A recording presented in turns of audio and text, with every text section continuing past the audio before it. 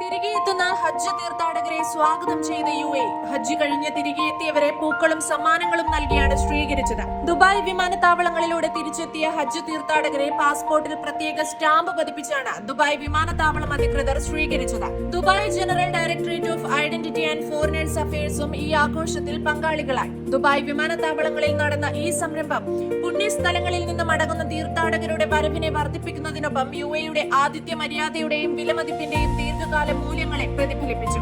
GDRFയുടെ സ്റ്റാഫും കുരുന്നുകളും ചേർന്നാണ് മടങ്ങിയെത്തിയ തീർത്ഥാടകർക്ക് പൂക്കളും സമ്മാനങ്ങളും നൽകിയത്.